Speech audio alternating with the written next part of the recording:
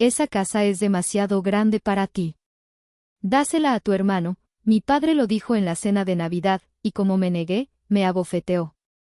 Se sintió poderoso, pero no sabía que su casa era la garantía del préstamo que le di. En mi trabajo, convierto el caos en modelos predictivos. Soy ingeniera de datos especializada en riesgo financiero. Mi trabajo es predecir la probabilidad de colapso de una empresa. Analizo patrones, busco banderas rojas, calculo el punto exacto en que la presión provoca una fractura. Pero nunca corrí un modelo para mi propia familia. Resulta que yo era el activo que estaban más dispuestos a liquidar. Todo comenzó en Nochebuena, con el olor del bacalao y el sonido de una bofetada. Estábamos en la casa de mis padres en Coyoacán, la casa donde crecí. Era la primera vez que veía a toda la familia reunida en 6 meses. El aire estaba espeso con esa expectativa falsa que precede a las fiestas familiares, un barniz de alegría sobre capas de resentimiento. Yo, Arcelia, de 34 años, había llegado puntual, con una botella de vino caro que sabía que no apreciarían, un tinto robusto de Valle de Guadalupe. «¿Trajiste vino?», dijo mi madre, Elodia, tomándolo de mis manos sin mirarlo y dejándolo en la barra de la cocina. «Qué bien, mija, ponlo por allá».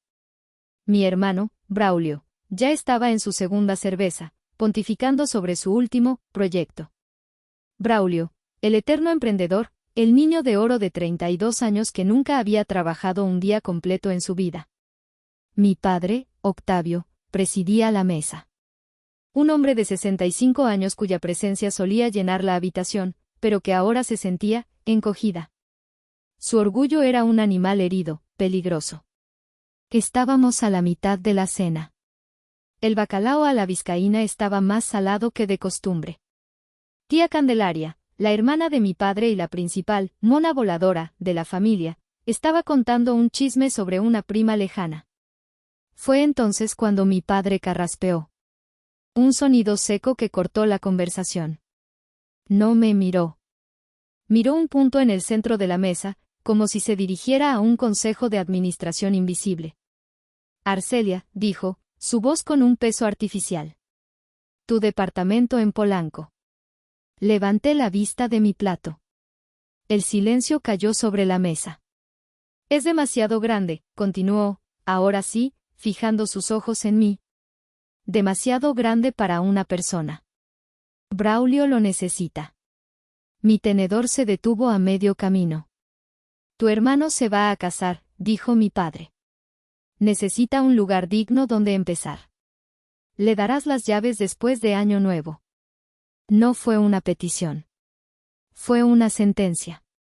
Miré a Braulio. Él no me miró a mí. Estaba sonriendo con arrogancia, mirando su teléfono, seguramente ya enviándole mensajes a su prometida sobre su nueva victoria. Así es, mija, intervino mi madre, Elodia, rápidamente, como siempre, suavizando la brutalidad de mi padre. Puso un poco más de romeritos en mi plato, un gesto maternal para enmascarar la traición. Es por la familia. Tu hermano necesita un buen comienzo. Un buen comienzo, repetí, mi voz sonando extraña en mis propios oídos. Arcelia, dijo mi padre, su voz bajando un tono, volviéndose amenazante. No empieces. Es lo correcto. Tragué. Sentí el calor del vino caro en mi pecho. Mi departamento. El departamento en Polanco por el que había trabajado 80 horas a la semana durante 3 años. El departamento que pagué con el bono que recibí después de que mi modelo de riesgo salvara a mi compañía de fintech de un fraude millonario. El departamento que era mi santuario, mi fortaleza, la única cosa en el mundo que era verdaderamente mía. Y no dijeron, vender. No dijeron, prestar. Dijeron, dar. Como si fuera un juguete que ya no usaba. Puse mi tenedor sobre el plato. El sonido de la plata contra la porcelana fue anormalmente fuerte en el silencio. No, dije. No. La palabra quedó flotando en el aire de la Nochebuena, tan densa como el olor a ponche. Mi padre me miró fijamente. Mi madre contuvo el aliento. Braulio finalmente levantó la vista de su teléfono, su expresión ya no era arrogante, sino molesta. ¿Qué dijiste?, preguntó mi padre, lentamente. Dije que no. Pero antes de que la bomba explotara, déjenme llevarlos al museo. Mi museo personal del dolor. Es un lugar que visito a menudo en mi cabeza, y esa noche, cada pieza estaba en exhibición. La primera pieza en la galería, mi graduación de la maestría. Me gradué con honores de la maestría en ciencia de datos. La beca del CONACYT me había cubierto todo, pero el esfuerzo fue mío. Busqué la mirada de mi padre entre la multitud mientras recibía mi diploma. Él estaba ocupado revisando su teléfono. Esa noche, en la cena de celebración que pagué yo, él pasó la mitad del tiempo hablando de cómo Braulio, que había abandonado la universidad pública en el primer año, tenía ojo para los negocios.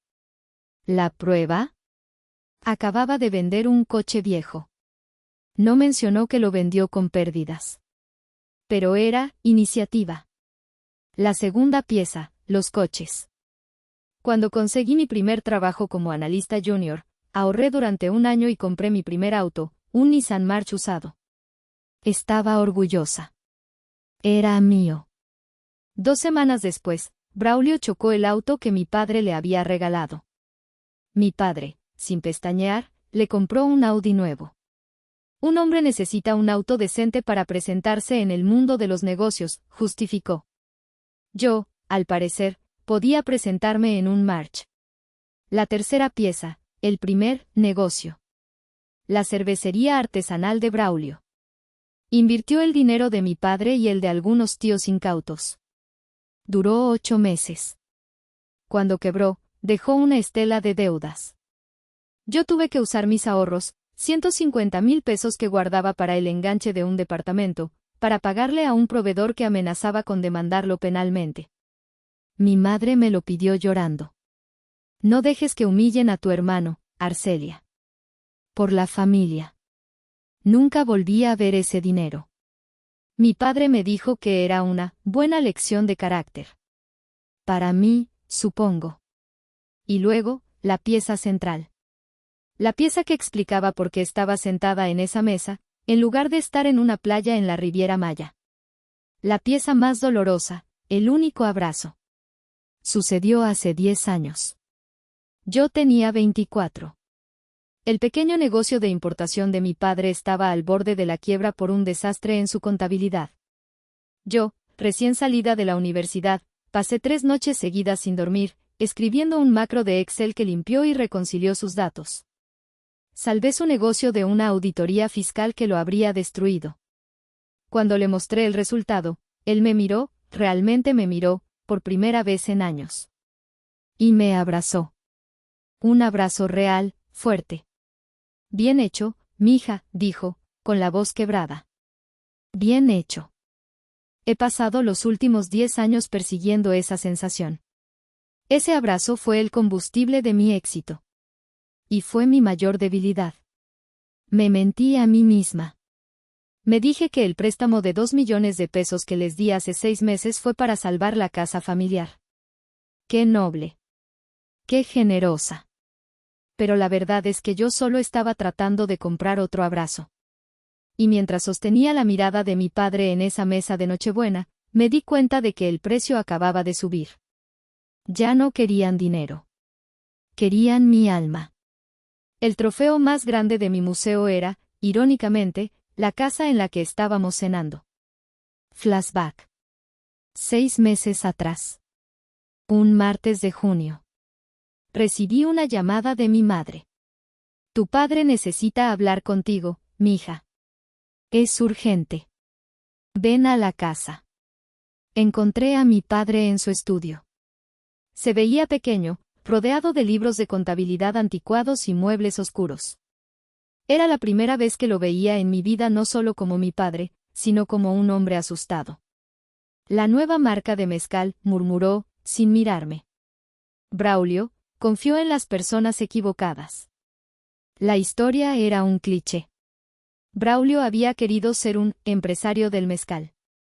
Había convencido a mi padre de hipotecar la casa familiar, la casa de Coyoacán, para una inversión. El dinero se había esfumado. El banco iba a ejecutar la hipoteca. Necesitaban 2 millones de pesos. Inmediatamente.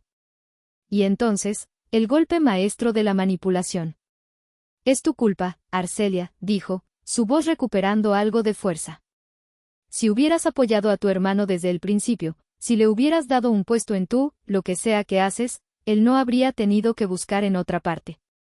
Me culpaba a mí por sus fracasos. Sentí la vieja respuesta subiendo por mi garganta, el deseo de complacer, de arreglarlo, de ser la salvadora. Aquí está mi oportunidad, pensé. Si salvo la casa, si los salvo a ellos. Pero algo había cambiado en mí. Los años en el mundo de las finanzas me habían endurecido. Voy a hacer una llamada, dije. No llamé al banco. Llamé a Gala. Gala, mi mejor amiga desde la universidad. Mientras yo me fui por la ciencia de datos, ella se fue por el derecho corporativo. Es la abogada más despiadada que conozco, y la única persona en el mundo que entendía mi dinámica familiar. Llegó una hora después, vestida con un traje sastre impecable, su portafolio en mano. Entró en el estudio de mi padre como si fuera la dueña. Buenas tardes, señor Octavio, dijo, su voz cortante. Arcelia me ha puesto al tanto. Qué situación tan desafortunada.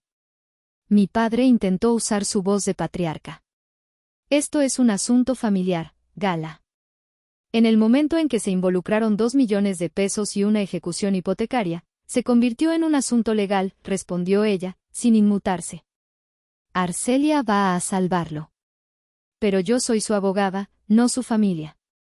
Así que esto no es un favor. Es una transacción. Gala fue brillante. Arcelia no le va a dar el dinero, explicó. Arcelia va a comprar la deuda. Ella liquidará al banco, y la deuda se transferirá a ella. El banco ya no será el acreedor. Ella lo será. Y luego, la parte que lo cambió todo. Obviamente, necesitaremos la misma garantía que tenía el banco, dijo Gala, deslizando un documento sobre el escritorio. Un contrato de mutuo con garantía hipotecaria. Esta casa seguirá siendo la garantía. Y aquí es donde mi amiga demostró por qué era la mejor. Y voy a añadir una cláusula, me dijo Gala en privado, mientras mi padre buscaba los papeles del banco. La llamo la cláusula 7b, cláusula de incumplimiento por coacción. Conozco a tu padre, Arcelia. Va a tomar esto como dinero gratis. En el momento en que te presione, te acose o intente coaccionarte para obtener más concesiones financieras, digamos, perdonar la deuda, o pedirte más dinero, el préstamo completo vence de inmediato. ¿Es eso legal?, pregunté. Es perfectamente legal si él lo firma, sonrió Gala. Y lo firmará. Está demasiado desesperado para negociar y es demasiado arrogante para leer. Tenía razón. Cuando Gala le presentó el contrato, mi padre apenas lo miró. Sus ojos estaban fijos en el suelo, su rostro era una máscara de humillación. No estaba furioso con el contrato. Estaba furioso consigo mismo por haber fallado, por necesitarme. Y descargó esa furia en la firma. No fue una firma. Fue un arañazo de tinta. Papeleo estúpido, murmuró. Firmó su sentencia de muerte financiera y me entregó el arma. Salvaste la familia, mija, dijo mi madre esa noche, abrazándome. No, pensé, mientras guardaba mi copia del contrato en mi caja fuerte. Acabo de ponerla en un modelo de riesgo. Regresamos a la mesa de Nochebuena. Mi no todavía resonaba en el aire. Mi padre me miró. Era una mirada que no había visto antes. Era el patriarca desafiado, el rey en su propio castillo al que un bufón acababa de contradecir. ¿Qué dijiste?, repitió, su voz ahora un gruñido bajo. Dije que no, papá. No le voy a dar mi departamento a Braulio. Braulio se levantó de golpe, tirando su silla hacia atrás. ¿Qué te pasa, pinche egoísta? Siempre creyéndote mejor que nosotros. Braulio, siéntate, ordenó mi padre, pero sus ojos no se apartaron de mí. Es que no es justo, apá, lloriqueó Braulio. Tú me lo prometiste. Dijiste que ella tenía que hacerlo. Cállate, Braulio. Tía Candelaria intervino, con su veneno habitual. Ay, Arcelia, qué vergüenza. Deberías estar agradecida. Una mujer soltera como tú, ¿para qué quiere tanto espacio? Es triste. Deberías apoyar a tu hermano. Es lo que una buena hermana haría. No estoy interesada en ser una buena hermana, según tu definición, tía, respondí, mi voz más fría de lo que pretendía. Estoy interesada en conservar lo que gané con mi trabajo. Insolente, gritó mi tía. Suficiente, rugió mi padre. Se puso de pie. La mesa vibró. El hombre asustado y encogido de hacía 6 meses había desaparecido. En su lugar estaba el Octavio que yo conocía, el tirano. Tú, me dijo, señalándome con un dedo tembloroso. No sé qué te crees que eres, con tu trabajito y tu departamento de lujo. Pero sigues siendo mi hija. Y sigues viviendo bajo mis reglas cuando estás en mi casa. Por eso no vivo aquí, dije en voz baja. Y ese departamento no está bajo tus reglas. Ni las de nadie más. Es mío. Tú me lo debes, gritó. Todo lo que tienes, ¿me lo debes a mí? Yo no te debo nada, papá. El dinero que te presté. No hables de eso, me interrumpió, su rostro enrojeciendo. No te atrevas a humillarme en mi propia mesa. Yo no te estoy humillando. Tú me estás pidiendo que renuncie a mi hogar. Se acercó a mí. El olor a vino y a bacalao era abrumador. Te lo voy a decir una última vez, Arcelia. Le vas a dar ese departamento a tu hermano. Sostuve su mirada. Y di la verdad. No era por Braulio. No era por la familia. Era por el poder. Era para demostrar que él todavía podía controlarme, que mi éxito seguía siendo suyo. Mi modelo de riesgo mental se completó. La probabilidad de colapso ya no era una predicción. Era una certeza. No, dije, mi voz tranquila, pero final. Plas. El sonido fue seco, brutal. Más fuerte que cualquier villancico. Más fuerte que la música navideña del vecino. Mi cabeza se giró por la fuerza. Mi mejilla ardió instantáneamente, un calor que se extendió desde mi mandíbula hasta mi sien. La habitación quedó en un silencio absoluto. Podía oír el zumbido de las luces del árbol de Navidad. Mi padre respiraba con dificultad. Su mano aún estaba levantada. Braulio sonreía. Mi madre miraba su plato, como si la receta de los romeritos estuviera escrita allí. Todo se volvió lento. Claro. No sentí dolor. Sentí claridad. Como cuando un modelo de datos finalmente converge. Acababa de violar el contrato. No una, sino 2 veces. Me toqué la mejilla. Estaba húmeda. No, era el vino de mi copa, que había saltado. Lentamente, me levanté. No lloré. No grité. Tomé mi servilleta y limpié el vino de mi vestido. Gracias, dije. Mi padre frunció el ceño. ¿Qué? Gracias, repetí, mi voz perfectamente estable. Gracias por aclararlo todo. Miré a mi madre, que seguía sin levantar la vista. Miré a Braulio, que parecía confundido por mi falta de lágrimas. Entiendo perfectamente cuál es mi posición ahora. Tomé mi bolso. Tomé las llaves de mi auto. Caminé hacia la puerta. Nadie me detuvo. Cuando abrí la puerta, el aire frío de la noche de la Ciudad de México golpeó mi mejilla ardiente. Se sintió maravilloso. Arcelia. Arcelia, gritó mi padre detrás de mí. No te atrevas a irte. Si sales por esa puerta. Cerré la puerta. Oí el clic final. Ellos pensaron que habían ganado. El 25 de diciembre. Navidad. Pasé el día sola en mi departamento de Polanco. Era un silencio glorioso. Sin gritos, sin culpas, sin villancicos cantados con falsedad. Solo yo, las vistas del castillo de Chapultepec a lo lejos, y el ardor sordo en mi mejilla izquierda. Mi teléfono había estado vibrando sin parar desde la noche anterior. Lo había puesto en modo avión a las 8 de la mañana. Ahora, con una taza de café fuerte en la mano, decidí mirar el daño. Era una avalancha. Un tsunami de manipulación. Más de 50 llamadas perdidas. 73 mensajes de texto.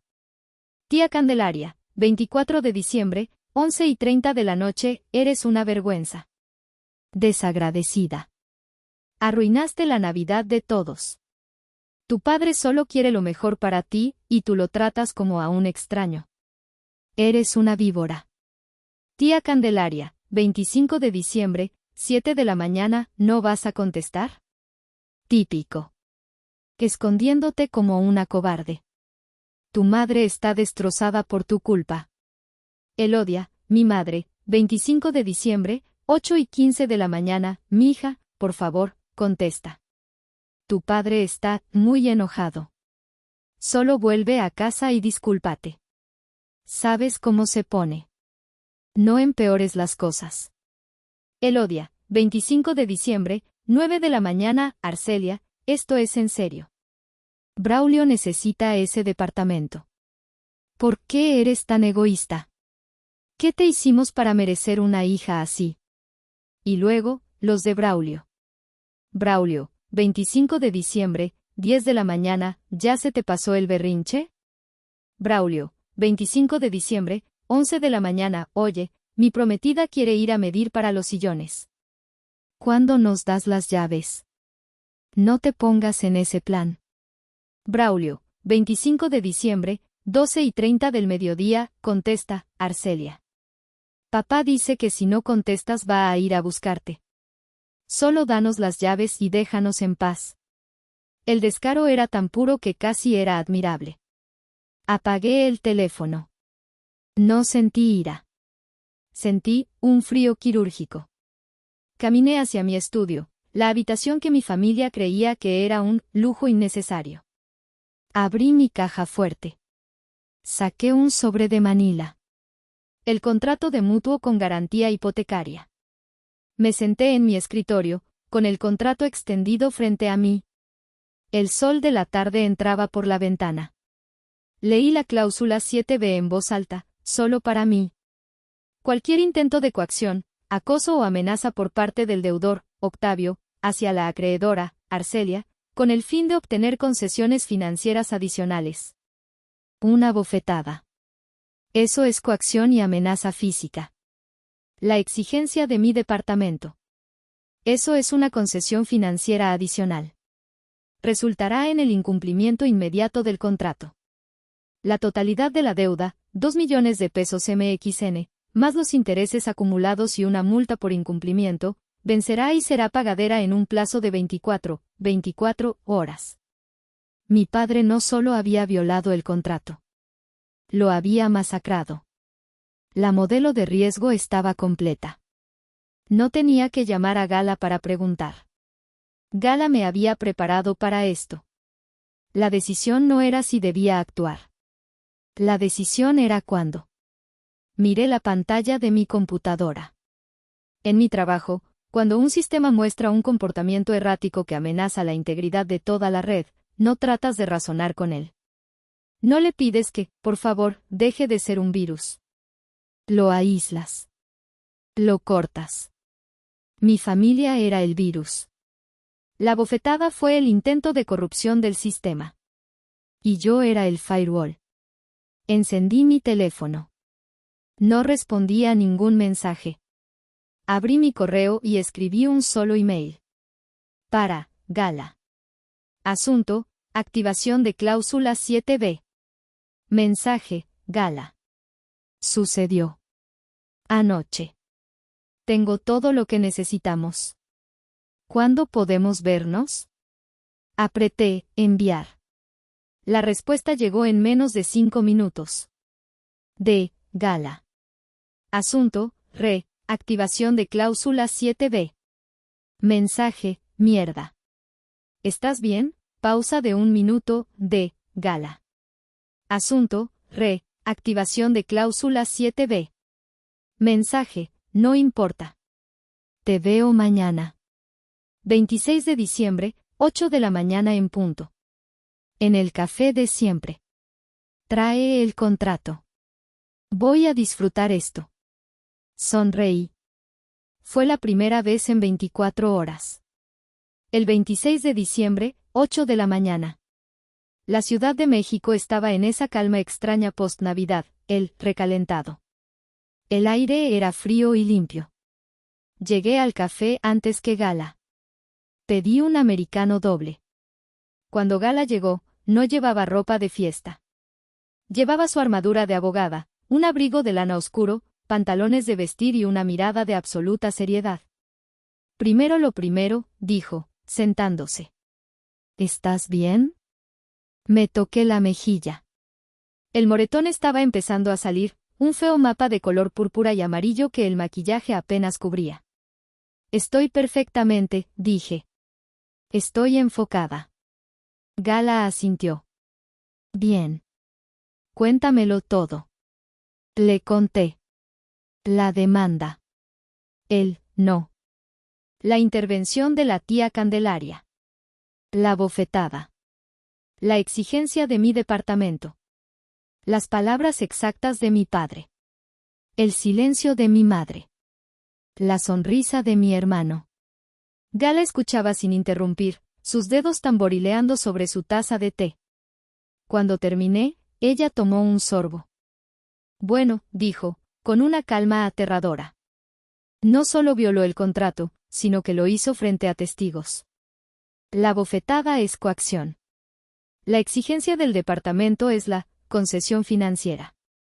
Es un caso de libro de texto. Tienes todas las de ganar. No quiero ganar, dije. Quiero que termine. Eso también, asintió Gala. Entonces, aquí está el plan. Es un proceso. La ley requiere pasos. No podemos simplemente aparecer y cambiar las cerraduras. Tenemos que hacerlo limpiamente, para que no tengan nada que reclamar. ¿Qué hacemos? Paso 1. La notificación de incumplimiento. Hoy mismo, enviaré un aviso legal certificado a la Casa de Coyoacán, dirigido a Octavio. Le informará que, según la cláusula 7b, ha incumplido el contrato.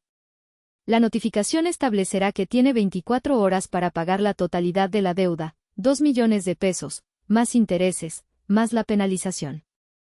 Él no tiene ese dinero, dije. Si lo tuviera, no me lo habría pedido a mí. Exactamente, dijo Gala, sus ojos brillando. Eso es lo que queremos. Queremos que falle en el pago. ¿Y luego? Paso 2. En cuanto venza el plazo de 24 horas y no pague, presentamos la demanda de ejecución hipotecaria. Ya tengo todos los papeles listos. Solo necesito tu firma. El tribunal aprobará la orden de embargo. ¿Embargo? Sí. La casa, Arcelia. La garantía. El contrato que firmó es claro, el incumplimiento transfiere la propiedad a ti, la acreedora. La casa es tuya. La palabra, mía, sonaba extraña. Pero, continuó Gala, levantando un dedo, aquí es donde usamos la psicología. Ellos no esperan esto. Creen que estás haciendo un berrinche. Creen que te tienen acorralada. Van a seguir presionando. Braulio quiere las llaves de mi departamento, dije, mostrándole los mensajes. Perfecto. Déjalos. No respondas. El silencio es tu mejor arma. Van a interpretar tu silencio como debilidad. Van a creer que estás a punto de ceder. Mientras tanto, el reloj legal estará corriendo. Quieren que vaya a la casa, dije. Y lo harás, dijo Gala. Pero no todavía. Vamos a dejar que se cocinen en su propia arrogancia durante una semana. El 31 de diciembre. Año nuevo. Les enviaremos el aviso hoy. El plazo vence mañana. Y luego, les daremos la peor semana de sus vidas, sin que ellos siquiera lo sepan. ¿Y qué hago yo? Tú, dijo Gala, terminando su té, vives tu vida. Ve al trabajo. Ve al gimnasio. Publica una foto bonita en Instagram. Pero mantén tu teléfono encendido. Y no respondas a nadie. Nada. ¿Y si aparecen en mi departamento? Gala sonrió. Llamas a la policía. Y luego me llamas a mí. Pero no lo harán. Son cobardes. Solo atacan en su propia casa. El plan es brillante, dije. No, dijo Gala, guardando sus cosas. El plan es justo. Tú no empezaste esta guerra, Arcelia. Pero diablos, la vas a terminar. Si llegaste hasta esta parte del video, significa que realmente te interesó la historia. Cuéntame en los comentarios qué opinas, escribe el número 1 para saber que estás aquí o dime desde qué parte de tu país me estás viendo. También puedes dejar cualquier pregunta y la responderé. La semana entre Navidad y Año Nuevo fue la más silenciosa y, a la vez, la más ruidosa de mi vida. Tal como Gala predijo, mi silencio absoluto fue interpretado como un berrinche infantil que pronto se extinguiría. Seguí el plan al pie de la letra. Fui a trabajar. Mi equipo en la fintech estaba en modo de cierre de año, las reuniones y los informes me mantuvieron ocupada. Me sumergí en mis modelos de riesgo, encontrando un consuelo irónico en predecir colapsos financieros ficticios mientras el mío, el real, se estaba gestando. Publiqué una foto en Instagram. Yo, en el gimnasio, con audífonos, la luz de la mañana entrando por la ventana de Polanco. El pie de foto, enfocada y recargando. Lista para el nuevo año. Fue como lanzar una piedra en un avispero. Mi teléfono, que había puesto en modo no molestar, pero que aún registraba las notificaciones, explotó. El primer mensaje de texto de mi madre, Elodia, llegó 30 minutos después de la foto. Elodia, 27 de diciembre, así que tienes tiempo para el gimnasio, pero no para contestarle a tu madre. ¡Qué decepción! Elodia, 27 de diciembre, tarde, tu padre recibió una carta muy extraña de un abogado. Gala. ¿Qué estás haciendo, Arcelia? Esto no es un juego. Ven a la casa ahora. Habían recibido la notificación de incumplimiento. La bomba de 24 horas estaba activa. Elodia, 28 de diciembre, mediodía, Arcelia, contesta. Tu padre está furioso. Esto es una amenaza. Vas a destruir a esta familia. Tienes que parar a esa abogada tuya. Habían fallado en pagar. El plazo había vencido. Gala me envió un solo mensaje de texto, fase 2 iniciada. La demanda está presentada. Luego, el tono de mi familia cambió. Pasaron de la ira a una confusión condescendiente. Claramente, no entendían la gravedad de la carta. Pensaban que era una táctica de negociación vacía. Tía Candelaria, 29 de diciembre, mijita, ya. Hiciste tu punto. Te enojaste. Está bien. Pero ya basta. Pídele perdón a tu padre y ven a cenar. No puedes guardar rencor en Año Nuevo. Braulio, 30 de diciembre, oye, ya me cansé de esperar. ¿Vas a traer las llaves o qué? Mi prometida está enojada contigo. Deja de ser tan dramática. Hablaban como si yo tuviera 12 años. Como si el poder todavía estuviera de su lado. No tenían idea de que la casa en la que estaban sentados ya no les pertenecía legalmente. La noche del 31 de diciembre, víspera de Año Nuevo, yo estaba en mi departamento con Gala. Habíamos pedido comida tailandesa. Están listos, dijo Gala, revisando los mensajes que le mostraba. Están tan confiados en su poder sobre ti que ni siquiera pueden leer un documento legal. Creen que ejecución hipotecaria es una palabra elegante para multa, punto. Siguen pidiendo las llaves de mi departamento, dije, mostrando el último mensaje de Braulio. Perfecto, sonrió Gala. Es hora de poner el cebo. Con Gala dictando sobre mi hombro, finalmente respondí. Un solo mensaje de texto, enviado a mi madre, pero que sabía que leerían todos. Yo, 31 de diciembre, 9 de la noche, tienes razón, mamá. He estado pensando mucho. Esto se ha salido de control. Iré a la casa el domingo, 2 de enero. A las 5 de la tarde, traeré los papeles que necesitan. Tenemos que resolver esto de una vez por todas. El mensaje era una obra maestra de ambigüedad. Traeré los papeles que necesitan. Ellos pensaron, los papeles de transferencia de mi departamento. Yo pensaba, los papeles de la ejecución hipotecaria. Tenemos que resolver esto. Ellos pensaron, mi rendición. Yo pensaba, la expulsión final. La respuesta de mi madre fue instantánea. Elodia, 31 de diciembre, 9:01 de la noche, ay, mija. Sabía que entrarías en razón. Gracias a Dios. Tu padre estará tan aliviado. Aquí te esperamos. Feliz año nuevo, mi amor. Braulio envió un emoji de pulgar hacia arriba. Gala y yo levantamos nuestras copas de champán. ¿Qué van a hacer ahora?, pregunté. Van a celebrar, dijo Gala. Van a pasar los próximos 2 días sintiéndose victoriosos. Braulio probablemente le dirá a todos sus amigos que por fin va a vivir en Polanco. Tu padre se sentirá como el rey del universo. ¿Y nosotros?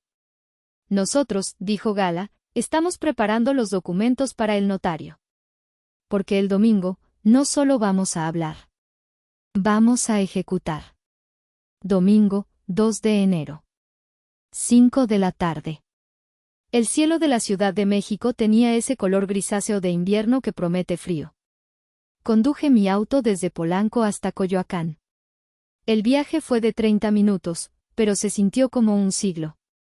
No estaba nerviosa. Estaba calibrada. Como un modelo de datos justo antes de ejecutarse. Estacioné mi auto a la vuelta de la esquina. Un sedán negro se estacionó detrás de mí. Gala bajó del asiento del pasajero. ¿Lista?, preguntó, ajustando la solapa de su abrigo. Lista, respondí. Del sedán también bajaron otras 2 personas. Un hombre corpulento con un traje que no ocultaba su complexión de guardia de seguridad, y un hombre mayor, impecablemente vestido, con un maletín de cuero. Arcelia, dijo Gala, te presento al notario público, el licenciado Vidal. Y a su asociado, el señor Benítez. El notario Vidal me dio la mano. Su apretón era firme, sus ojos serios. En México, un notario público no es un simple firmante. Es un funcionario legal con un poder inmenso, designado por el Estado, que da fe y legalidad a los actos más importantes. Traer un notario a una reunión familiar era el equivalente legal de llevar un tanque a una pelea de cuchillos. Licenciada Gala me ha puesto al tanto de la situación, dijo el notario Vidal, su voz grave. Es un procedimiento lamentable, pero claro. ¿Procedemos? Procedamos, dije. Caminamos en silencio la última cuadra. A las 4:55 de la tarde, estábamos frente a la puerta de la casa donde crecí. La casa que ahora era mía. Toqué el timbre. Se escuchó un murmullo alegre adentro. La puerta se abrió de golpe. Era mi madre, Elodia, con una sonrisa plástica. Mi hija. Qué bueno que llegaste. Pasa, pasa, estamos en la sala. Su sonrisa flaqueó visiblemente cuando me vio. Y luego vio a Gala. Y luego al notario y a su asistente. Oh, dijo, su mano subiendo a su garganta. ¿Invitaste a gente? Son mis asesores legales, mamá, dije, entrando sin esperar invitación. Gala, ya la conoces. Seguimos el sonido de las voces hasta la sala. La escena era de una arrogancia triunfal. Mi padre, Octavio, estaba sentado en su sillón de siempre, el trono. Braulio estaba de pie junto a la chimenea, con una copa de algo en la mano, luciendo como el heredero del mundo. para mi sorpresa, tía Candelaria también estaba allí, sentada en el sofá, probablemente como testigo de mi humillación y posterior redención. Todos sonreían. Estaban allí para verme suplicar perdón y firmar mi rendición. Bueno, dijo mi padre, con una voz falsamente jovial. La hija pródiga regresa.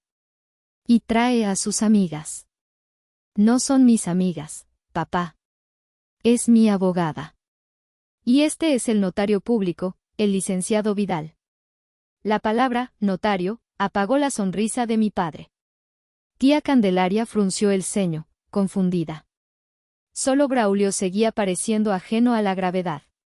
Mucho circo, Arcelia, dijo Braulio, riendo. ¿Para qué? Solo danos los papeles del departamento.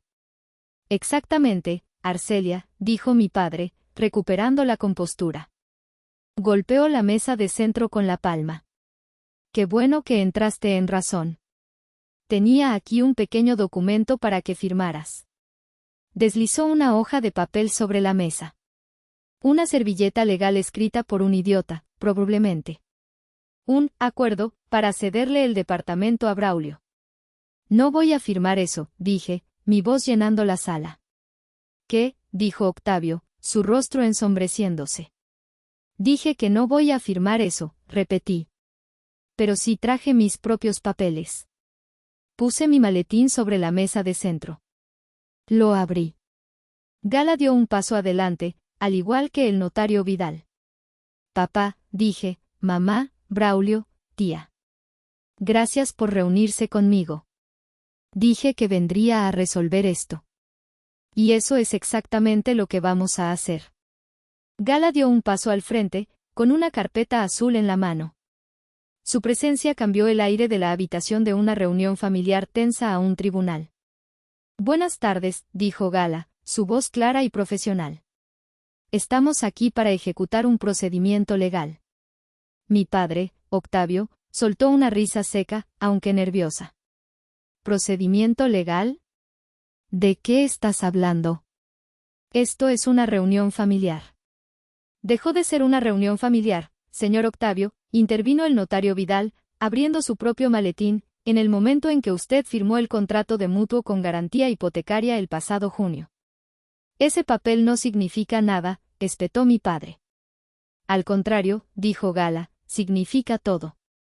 El 26 de diciembre, le fue entregada en esta dirección una notificación de incumplimiento de contrato, activada por la cláusula 7b, referente a coacción y amenazas. ¿Qué? Yo no recibí nada, dijo Octavio. Oh, sí lo hizo, dijo Gala, sacando un acuse de recibo. Su esposa, la señora Elodia, firmó de recibido. ¿Reconoce esta firma, señora? Mi madre palideció. Yo pensé que era publicidad, correo basura. Nunca es correo basura cuando viene de mi bufete, señora, dijo Gala fríamente. Esa notificación le daba 24 horas para pagar la totalidad de la deuda, 2.075.000 pesos, incluyendo intereses y penalizaciones. 2 millones, gritó tía Candelaria. ¿De qué está hablando esta mujer? El plazo venció el 27 de diciembre, continuó Gala, ignorando a mi tía. Al no recibir el pago, procedimos a presentar la demanda de ejecución hipotecaria. El tribunal la ha aprobado. Licenciado Vidal, por favor. El notario Vidal sacó un documento grueso con sellos oficiales. Señor Octavio, dijo el notario, esta es una orden de embargo. Es un documento legal y final. El contrato que usted firmó estipulaba claramente que esta propiedad, la casa en Coyoacán, era la garantía. Al incumplir el pago, la propiedad de este inmueble se transfiere legalmente a la acreedora. El silencio fue absoluto. Mi padre miraba el papel, sus labios moviéndose sin sonido. Braulio fue el primero en romper. Espera, ¿qué? ¿Qué significa eso? Significa, dije yo, por primera vez, que esta casa ya no es suya. Es mía. La reacción fue instantánea y violenta. Maldita perra, rugió Braulio. Se abalanzó sobre mí, con los ojos inyectados en sangre.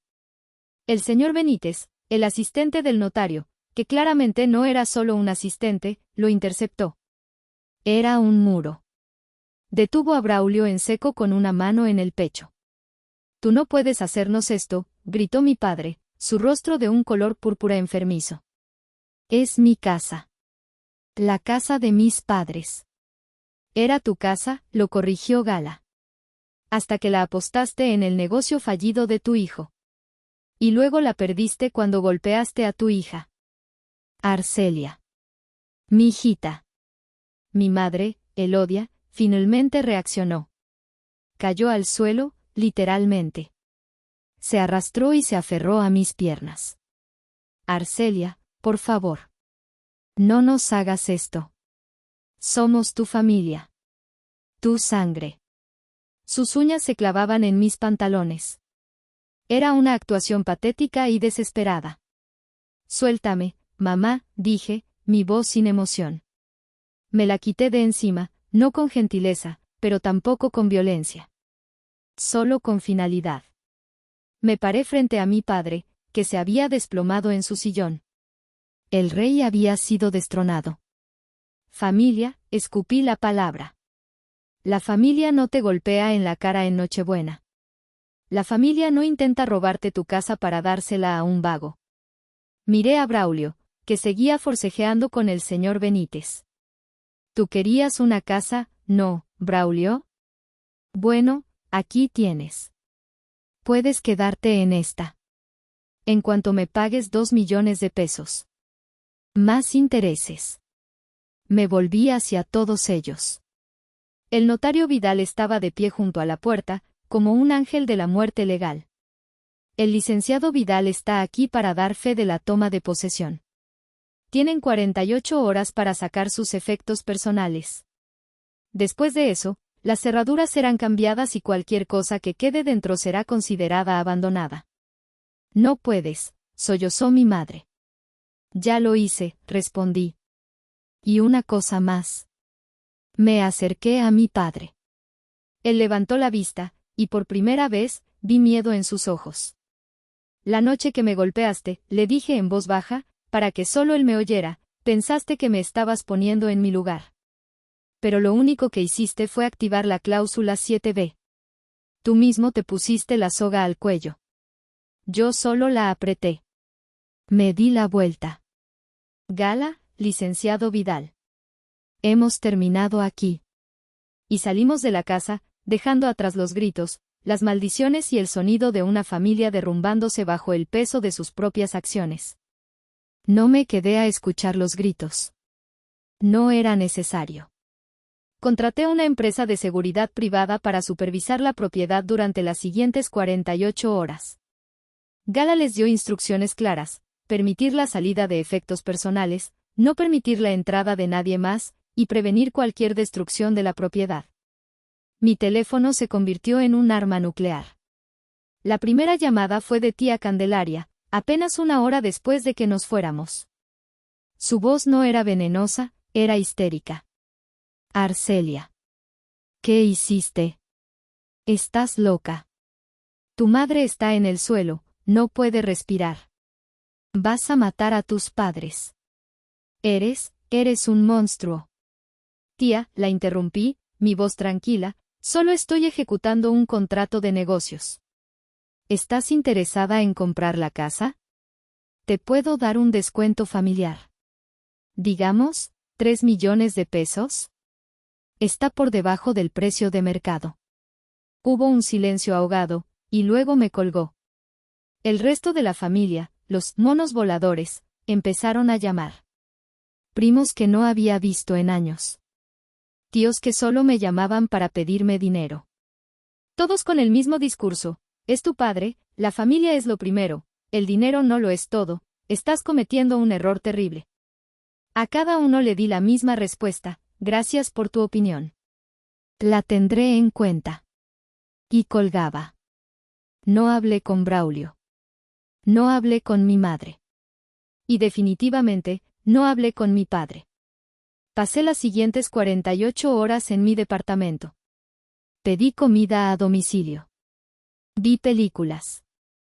Corrí mi modelo de fin de año para la empresa. Y dormí. Dormí profundamente, por primera vez en 6 meses.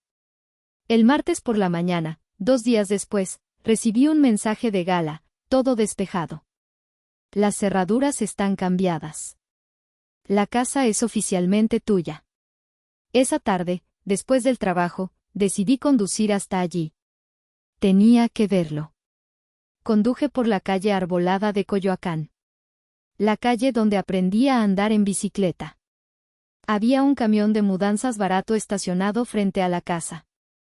Y entonces los vi. La escena era patética. Muebles en la acera. Un sofá viejo con un resorte salido. Cajas de cartón rotas. Ropa amontonada en bolsas de basura negras.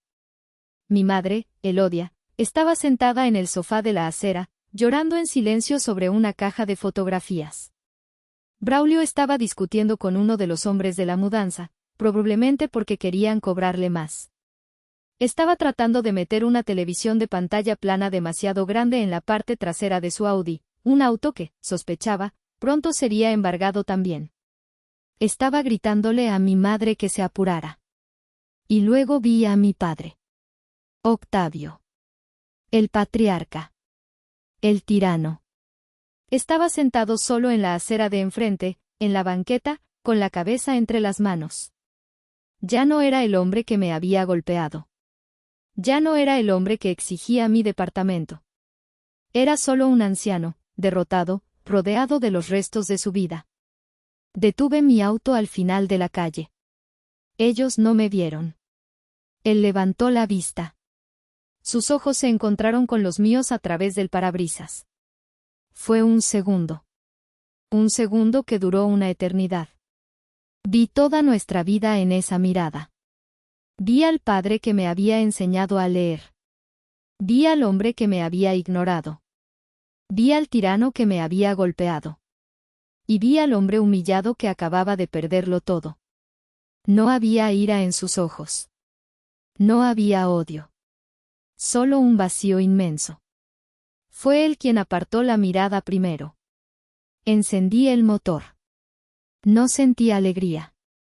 No sentí tristeza. No sentí victoria. Sentí alivio. Puse el auto en marcha y me alejé. En el espejo retrovisor, vi la figura de mi padre, cada vez más pequeña, hasta que desapareció. No era el sonido de una victoria. Era el sonido de una cadena pesada, oxidada, que finalmente se rompía y caía al suelo. Pasaron 2 meses. La casa de Coyoacán se vendió. Rápido. El mercado inmobiliario en esa zona es feroz. Gala se encargó de todo. Una vez que la venta se cerró, me senté con mi equipo financiero. Primero, recuperé mi inversión original, los 2 millones de pesos. Luego, los intereses acumulados. Luego, la penalización por incumplimiento de contrato. Luego, los honorarios de Gala y los costos del notario.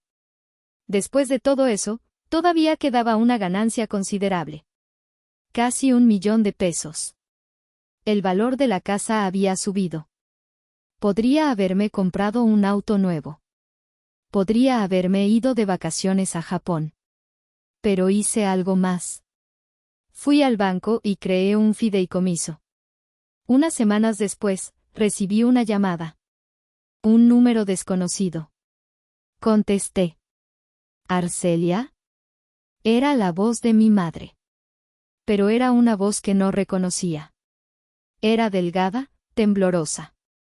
Rota. Hola, mamá. Estamos viviendo con Braulio. En un departamento rentado en la Narvarte. Es pequeño, dijo, como si yo tuviera la culpa del mercado inmobiliario. Me enteré, mentí. Hubo un largo silencio. Podía oír a Braulio gritando por un partido de fútbol en el fondo. Tu tía Candelaria me dijo. Empezó mi madre, su voz apenas un susurro. Dijo que, creaste una fundación. Una beca. No es una fundación, la corregí. Es un fondo de becas. Un fideicomiso. Pero el nombre. ¿Por qué le pusiste mi nombre? ¿La Fundación Elodia? Me recargué en mi ventana. Mi ventana de Polanco. La Ciudad de México se extendía ante mí, brillante y llena de vida. Porque tú siempre me dijiste que hiciera todo por la familia, mamá, dije, mi voz tranquila. Así que decidí hacer algo por la familia. ¿Qué? No entiendo. Es un fondo de becas para mujeres jóvenes. Mujeres que quieren estudiar ingeniería, ciencia de datos o finanzas. Mujeres que vienen de familias que no las apoyan. Otro silencio. Esta vez, más pesado. Les dará el dinero para que puedan estudiar, continué, para que puedan ser independientes. Para que nunca, nunca, tengan que elegir entre su dignidad y el amor de su familia. Como yo tuve que hacerlo. Pero, ese era el dinero de la casa.